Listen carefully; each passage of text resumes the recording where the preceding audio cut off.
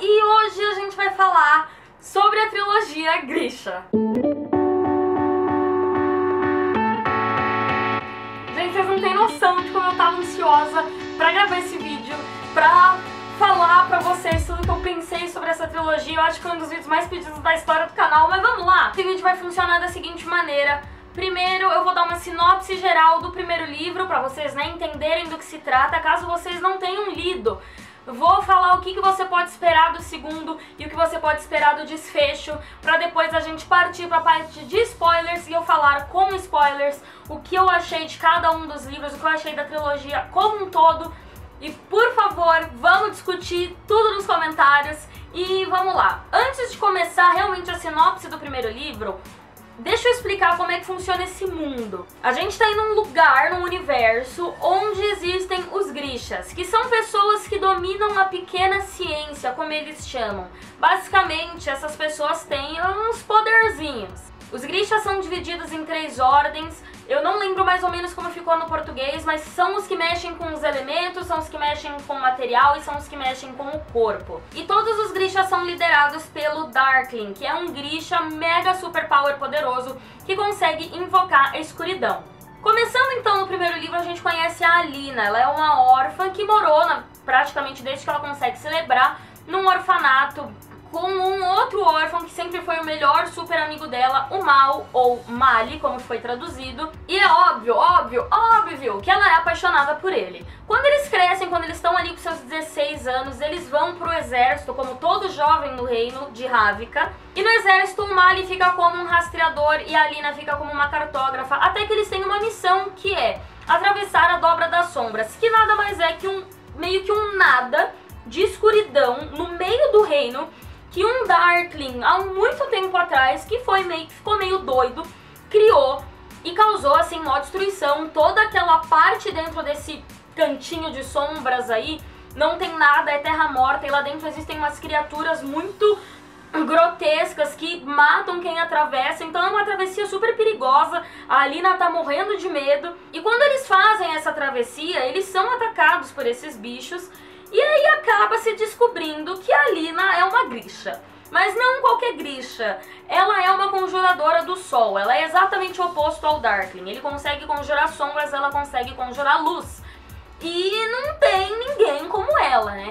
Então imediatamente ela já vai pro lugar onde eles treinam os Grishas, que é ali perto do Palácio Real. E ela acaba ficando assim debaixo da asa do Darkling, acaba sendo incluída nos planos dele. E ela não sabe muito bem o que fazer com essa vida nova. Ela não sabe muito bem como deixar assim o Mal, que nada mais é do que um humano normal, como todos nós, pra trás. E enfim, a gente tem bem isso no primeiro livro, aquele ambiente escolar onde ela vai ser treinada pra desenvolver e controlar esse poder de conjuradora do sol dela, enquanto ela pensa e morre de saudades do crush dela / melhor amigo, e tenta entender assim as intenções do Darkling charmosão, poderosão para com ela. Esse primeiro livro é bem aquele tipo de apresentação da história. A gente é apresentado ao mundo, aos costumes. A Leigh Bardugo se inspirou muito na cultura russa para criar a Ravnica como um todo. Na realidade, dá pra ver que ela se inspirou em culturas que já existem para criar cada canto desse mundo, mas isso é outra história. Vamos focar aqui em Ravnica, que lembra muito a Rússia. Então a gente é apresentado a esse universo que a autora criou, aos Grishas, em como tudo funciona, como funciona a ordem das coisas. Não é um livro muito imprevisível. Logo na metade você já começa a sacar ali quem é o vilão da história, e tem sim no final uma coisa meio surpreendente. Foi um livro muito bom porque foi uma apresentação muito boa. O livro se manteve interessante durante a história inteira. Ainda que não seja, que previsível, é uma história muito original. Passando para o segundo livro caiu na maldição do segundo livro, que qual é? Quando o segundo livro não é tão bom quanto o primeiro ou o terceiro. E o problema não é nem que ele serviu de livro de ligação, como é o que acontece normalmente. No caso é o Sol e Tormenta ou Siege and Storm, que eu tenho aqui. O problema dele é que ele tem um começo muito bom, um fim muito bom e um meio muito morno.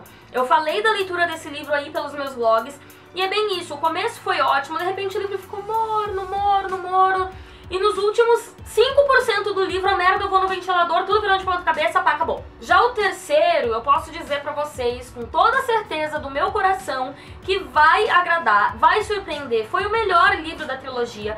Ele se manteve interessante, assim como o primeiro, durante a história inteira.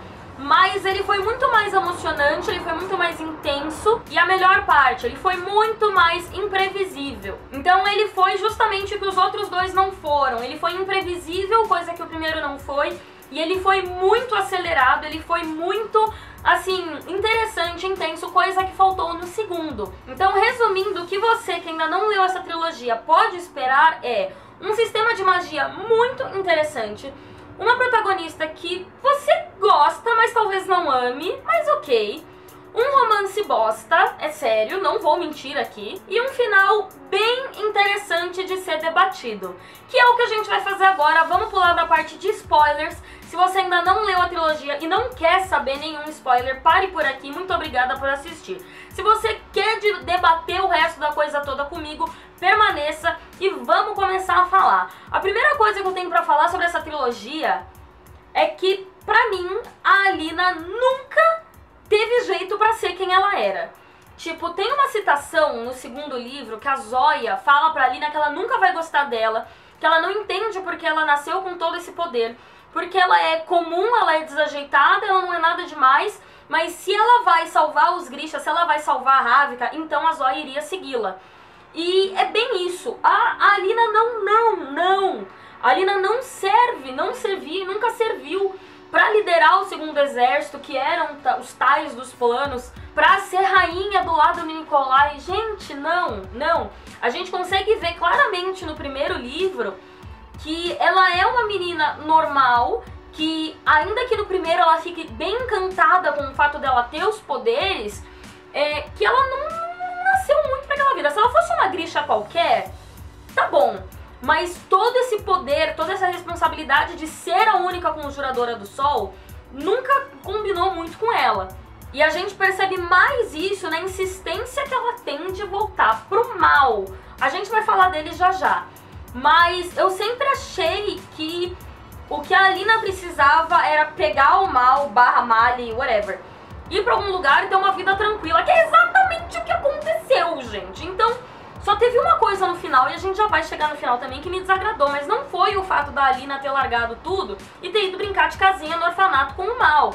Não, isso pra mim era exatamente o que ela precisava, porque ela não iria ser uma boa rainha, ela não ia ser uma boa líder. Voltando ao primeiro livro, quando muita gente me disse que, ai não, eu preferia que ela tivesse ficado com o Darkling, eu não achei isso, porque o Darkling é um vilão desde o começo, tipo, é um vilão meio doido, né? Os objetivos do Darkling são daqueles meios, tipo, eu quero poder, e eu quero destruir tudo, e eu quero que tudo se, tipo, dobre a minha vontade. Tá, mas tá bom. Então ele sempre foi daquele vilão que eu nunca nem torço, nem consigo torcer, não consigo me afeiçoar. Então eu nunca quis que a Alina ficasse com ele. Já sobre o Nikolai, eu já tive minhas dúvidas, porque eu acho que ele combinava muito bem com a Alina. A Alina sempre foi meio ácida, então ela dava uma balanceada naquela coisa do Nikolai, naquela língua solta dele, naquele tom cômico que ele tinha. Mas, né, não era pra ser. Passando aqui pro segundo livro, eu acho que o grande problema dele, que fez com que aquele meio fosse muito morno, foi o mal. Ele cagou com o livro de tão chato que ele tava. Gente, o problema dele era aquele velho complexo de inferioridade. Tipo, a minha namorada é uma Grisha super mega power poderosa e rara e, enfim, incumbida de salvar o reino todo. E eu sou só um soldadinho e então eu tô me sentindo menos do que ela. Então já que eu sou menos do que ela não vai me querer. E por causa disso eu vou ficar fazendo um drama durante o livro inteiro. Foi tipo, dava vontade de dar um tapa na cara dele e falar, para menino, se recomponha, né? Então essa insegurança dele de, porque será que você ainda vai me querer quando tudo isso terminar? Porque você merece muito mais do que eu tenho pra te dar. E o problema também foi que em nenhum momento a Alina chacoalhou ele e falou, tipo, para de ser inseguro, eu vou te amar para o resto da minha vida, mesmo você não sendo Grisha, mesmo você sendo só um soldado. Tipo, ela poderia ter soltado ali um textão bem piegas, mas que pelo menos convencesse o menino, mas ela também não fazia isso. Ela ficava quieta no quarto dela, chorando, não falava com ninguém, não falava com ele não falava com ela. Então a gente tem aquele clássico problema do casal que se separa por falta de comunicação. No final do segundo livro, eu já tinha entendido que não tem o que fazer, que a Alina ia ficar fixada no mal pra sempre. E foi quando me veio aquela realização de tipo, quer saber, já que é assim, é melhor que você vá ficar com ele mesmo e não comande nada, não, você não serve pra isso não. Foi no final do segundo livro também que eu consegui fazer as pazes com o mal. Tentei muito me colocar um pouco no lugar dele, talvez. O que, assim, eu ainda achava ele insuportável, mas eu não o odiei mais tanto. O que fez com que o terceiro livro fosse um pouco mais fácil. No terceiro livro a gente tem altas doses de drama de casal, daquela coisa de a gente não pode ficar junto e porque você vai reinar e você vai comandar os Grishas e ela, ai, tipo, você tem razão, a gente não pode ficar junto mesmo. E enquanto isso o pau comendo, gente. Tipo, o Darkling reinando a porra toda, eles lá desesperados pra encontrar o terceiro amplificador e tipo... falando em terceiro amplificador, vamos entrar nesse âmbito agora. Muito surpreendente, muito interessante o fato do próprio mal ser o terceiro amplificador. Eu demorei um pouco pra entender como é que tudo se ligava ali, a filha normal do Morozova e aí ia dar no mal e o mal era o amplificador. Mas eu não tinha entendido muito até que foi o final. Qual era o objetivo lá do cara? Fazer os amplificadores para que pessoas comuns, como a filha dele, pudessem, né, ter acesso aos poderes Grisha. E foi o que aconteceu. Teve aquela cena lá maravilhosa onde tudo fica bem, que a Alina acaba dando seu poder para todo ser humano que estava perto. Então começou a aparecer N conjuradores do sol, e aí que entrou o problema. Nessa jogada, a Alina perdeu o poder dela. E eu não entendi por quê.